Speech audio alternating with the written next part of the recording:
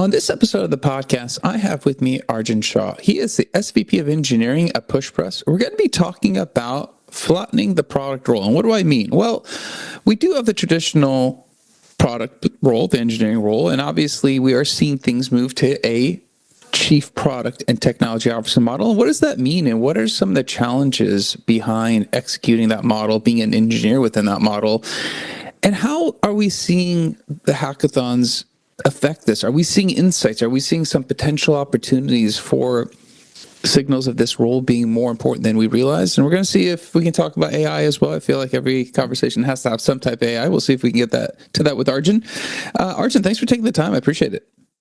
Yeah, likewise, Amir. Thanks for having me. Awesome, man. PushPress, what do you guys do over there? PushPress is a all-in-one platform for gyms and fitness businesses. So we build tools for brick and mortar gyms to run the gym, grow the gym, engage their members, run their back office, and so forth. Awesome. All right. So this title, this episode is flattening the product role. I guess let's talk about traditional roles before we dive in, right? You mentioned the traditional trifecta. Can you kind of help us understand what that is before we get into the episode? Sure. So ever since the Agile manifesto came out late 90s, which kind of was the guide, the template for a lot of how modern product development teams are organized, that Agile manifesto practically gave rise to the trifecta model for product development. So where you have teams that are comprised of product managers, designers, and engineers. And so there was we've spent probably as an industry the last 20 years in that model, like where you've got the classic 8-person engineering team with a designer and a product manager attached to it. So that was the traditional trifecta model. What we're seeing now in recent years is more sort of blurring of the lines of like what was considered classic product management, classic design, classic engineering. So you've got some of it is driven by just technology and AI, and we could talk about that. Some of it is driven by just new patterns of innovation that is taking shape inside companies. But we're kind of getting into an era where the roles are not as cleanly defined and boundaried as they were before. You've got designers writing code. You've got engineers like interviewing users. You've got product managers doing prototypes and product marketing work. So you've got like basically a cross-functional, multidisciplinary team that solves problems, as opposed to like the traditional trifecta, which was way more structured and rigid. Interesting. I guess as you're seeing this evolution, we're seeing more of the chief product and technology officer title. If you were to look at that title and you were to look at, obviously, from the traditional standpoint of having those roles, those functions split out, what does it look like to move to that CPTO model? Does anything change? Are there changes that you would have to make to be successful in that new model? Yeah, so this is just a newer trend where you're seeing the sort of, again, like like in terms of like org design, you've got, like if you look at most tech companies, they're organized either by functions or by business units. So, by functions, like you've got a product management org, a design org, an engineering org, sales, marketing, finance. So by functional departments. Then the business unit model is where like you look at how a company makes revenue, what are the lines of businesses, and then you've got basically a cross-functional business unit comprised of like all these functions inside the business unit, and you've got more of like the general manager management model. That's what AWS and Amazon, they're organized that way, as opposed to some of the other FANG companies like Google and Meta are organized more traditionally by functions. So the CPTO model is where instead of having, two different departments, like you kind of blend the two into a single product development department. And so this is a very new trend. Like there's not really a lot of tech companies out there. Like I think one of them is Launched Darkly, the feature flagging company, like here in the Bay Area. Like they've moved to a CPTO model where you've got product management, design, and engineering under the same functional unit. So from a what changes perspective, I think at the individual and the team level, not much changes, provided and assuming that the team level structure is unchanged. I think what changes is that you now have a much closer connection between product strategy and technical execution. You've got less coordination hops to make sure that around planning and prioritization and some of the structural processes that the traditional product and engineering orgs follow. You've got closer alignment between balancing user needs and technical debt, and so like you just kind of speed up decision making per se, and make teams more efficient through that model. I guess, as you're kind of talking about that and you're talking about some of the shift from that we're seeing the trend, if you're looking at more of an IC level, an engineer or someone in product, what impacts them? Like, I guess the reason I'm asking is if you have a chief product and technology officer, everything funnels into that person. Obviously, they have strong leaders underneath them, reporting to them. I get all that. But having a devoted chief product officer or a devoted chief technology officer is different. But if you're an actual engineer, does anything change for you? Or if it does, what are some of those factors? Yeah, so there's also this other trend, like kind of connected to the all these new trends that we're seeing in terms of like structure, where engineers are now no longer expected to just be concerned with technical implementation and code quality, but they are expected to be concerned about business outcomes. They're expected to be concerned about user experience. They're expected to be concerned about, with problems that traditionally have not lied within the engineering realm, right? So traditionally, like the product manager was usually the orchestrator of priorities and customer problems and so forth. And now we're seeing sort of that's like more of like a horizontal flattening between like where engineers are expected to be very close to users. They're expected to hop onto user interview calls, gain conviction, analyze data, do research. And you're seeing a lot of this trend, at least in like some of the newer AI companies, like where, you've got the squadron model as opposed to the Scrum model. The Scrum model is what I talked about, where you've got the structured 10-person team, 8 engineers, a PM and designer. The squadron model is like a team of 4 problem solvers, practically, who have multidisciplinary skills and use AI in every part of their workflow. So the role of a product engineer is changing. Like the expectations that we at PushPress have, for example, when we're interviewing product engineers, is above and beyond the technical skills and the soft skills. Like we interview for product sense. We interview for entrepreneurial mentality, and specifically in terms of like ownership, accountability, and a bias to action. We interview for data analytics skills. So like, are they able to take unstructured data and make sense of it and drive decisions from it? So those are like newer requirements that I think is pushing the bar a little bit higher for IC engineers. But the folks who can lean in, I think that they will experience like much larger career success than folks who just stay more sort of traditionally confined to the software engineer role from a decade ago. Interesting. How will we know this model is more successful? What are we going to be identified? Are there metrics, or what would we notice that we go, hey, this evolving model to CPTO versus a traditional trifecta is working better? What do we need to see to identify that? I think that kind of goes back to like how you measure R&D in companies, like, and I know that this is like a pretty hot topic, right? So you've got like, on one side of the spectrum, you've got like, well, R&D can't be measured. It's an art. And then on the other side, you've got like R&D needs to be measured just as fine-grained as sales, for example, right? So I think the answer lies somewhere in the middle, right? So ultimately, R&D's impact is on the growth of the company.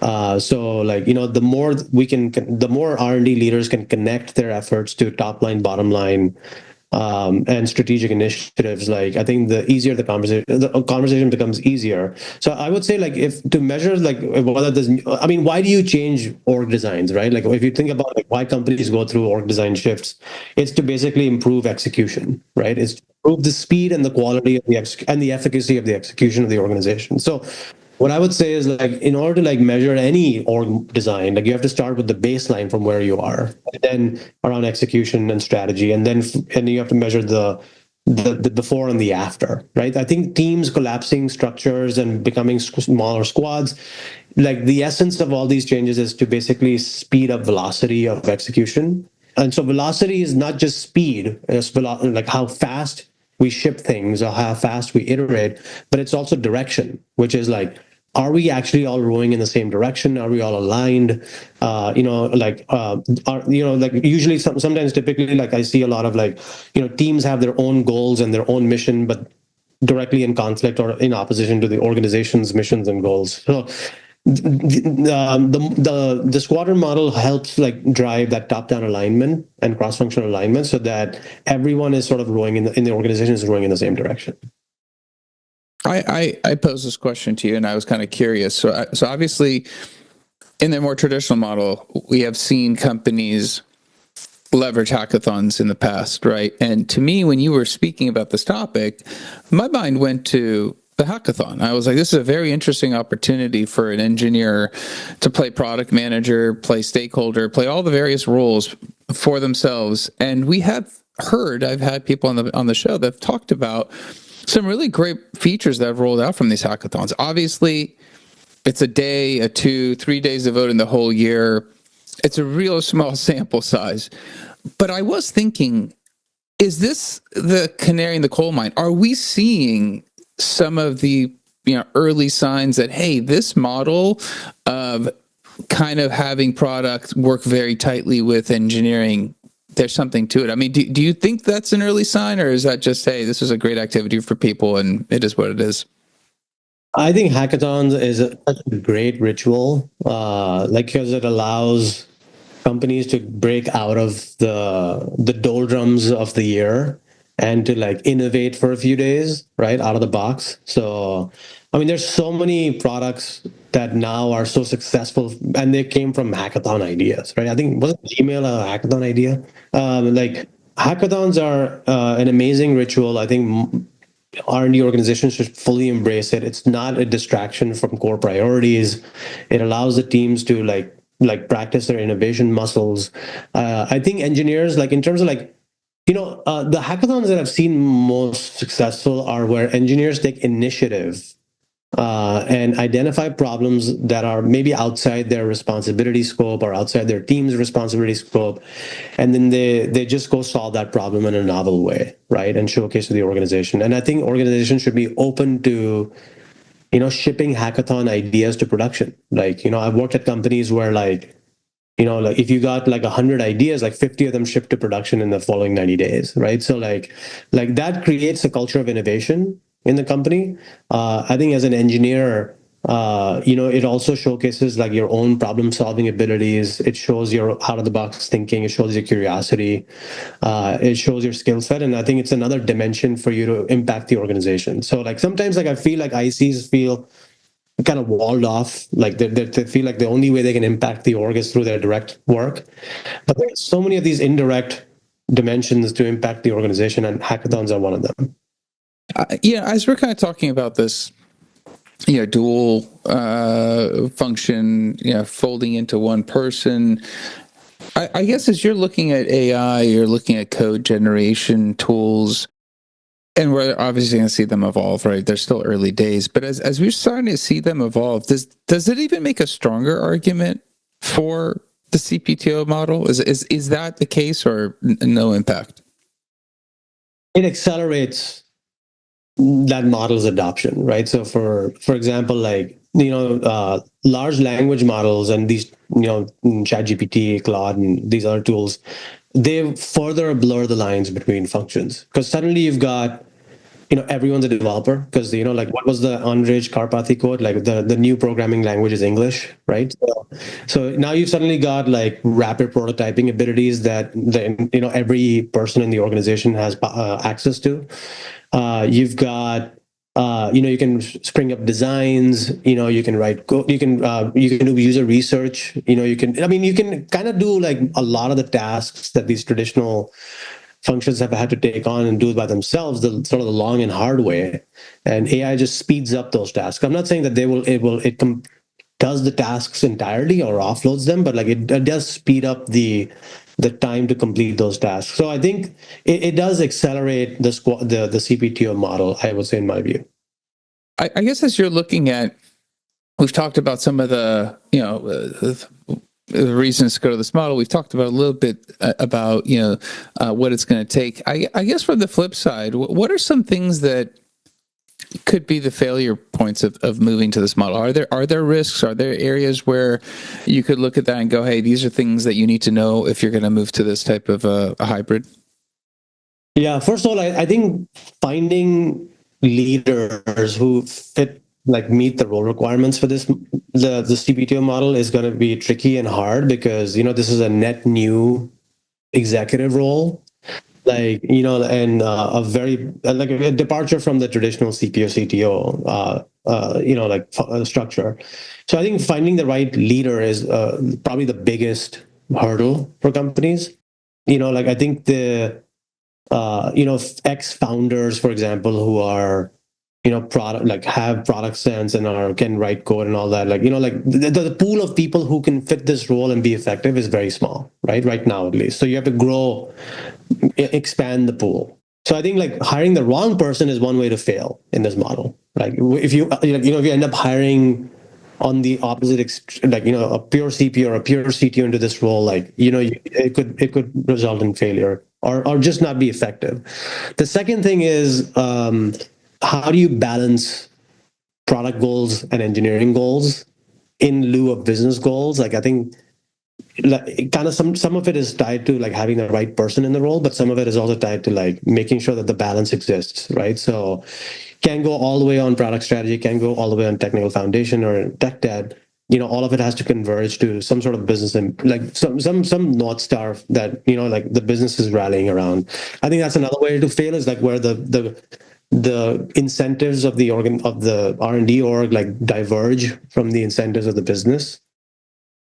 Third thing is how the org design is structured, right? So even within a CPTO org, do you then have a trifecta for every squad, or are there mini CPTOs or GMs kind of sprinkled across that are captaining each of those squads, right? So how the org trickles down to the individual contributors is actually also, I think, very critical, because if you have a CPTO at the top, but then for each reporting line you've got a trifecta, you've kind of just maybe solved the top level problem, but not really solved the problems below the organization. Then, as we know, the decisions are really flowing from the bottom to the top. When it comes to product development, some of them from some of the strategic ones flow top to bottom, but the execution decisions are mostly happening at the bottom layers. So I think org design is another thing to carefully think through in order for this model to be successful. I like those insights. I guess, as you've been talking, I've been thinking about a couple of things, and maybe, curious to get your take on this. Is as you're kind of seeing this model evolve, I guess previously, the product person reported to the CEO.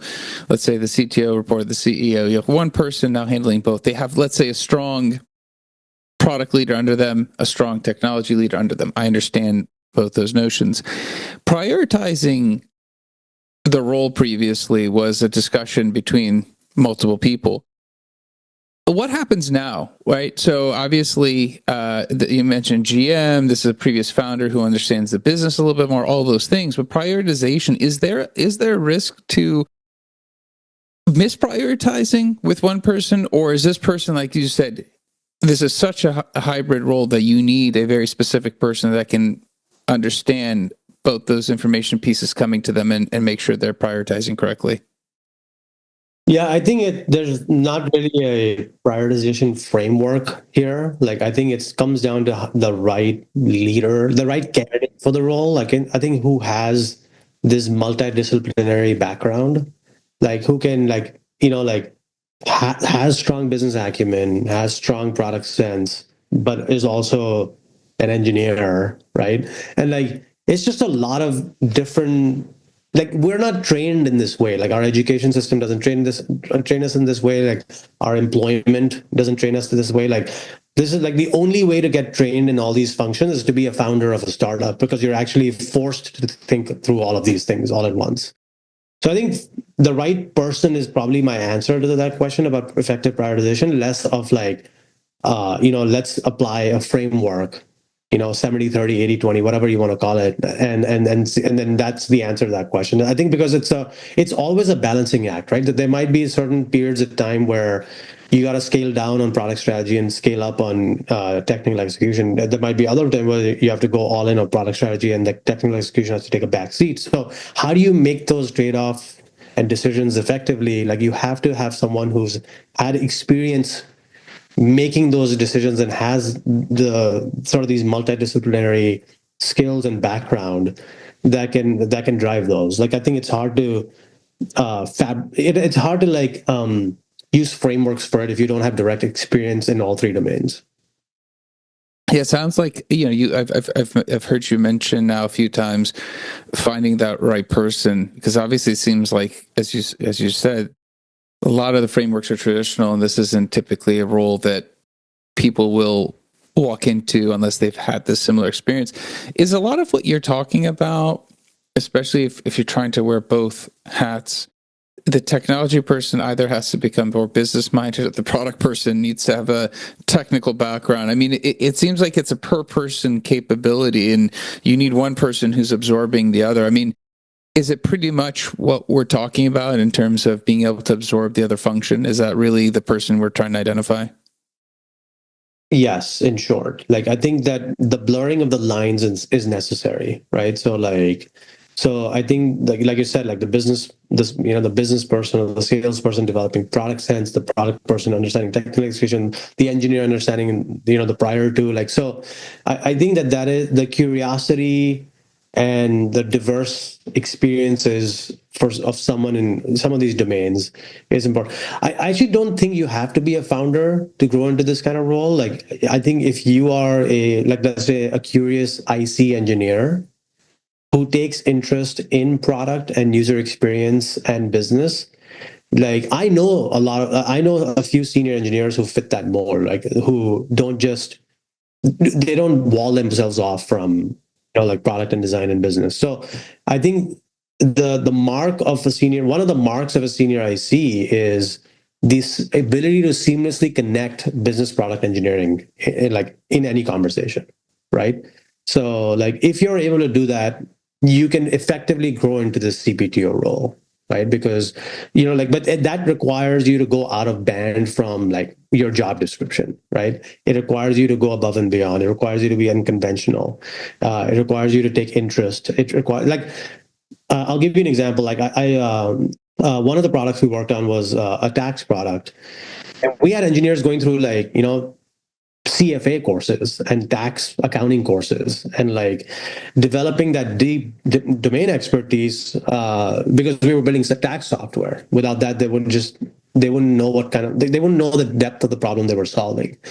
I think that is a really important point to drive home, that this is not just like, if you're a founder, you can fit this role. Like, you can actually grow yourself into it, but it requires intentions. Awesome, man. I mean, it's definitely a growing trend. It's definitely something we're seeing out there. We didn't exhaust the topic. We probably are just scratching the surface. If somebody does want to maybe reach out to you and kind of ask you about something you mentioned, what's a good way of doing that?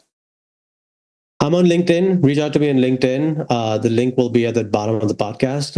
Look forward to, please reach out if you want to discuss, any of the content that we discussed here, or like if anything's top of mind that I can help with. Awesome.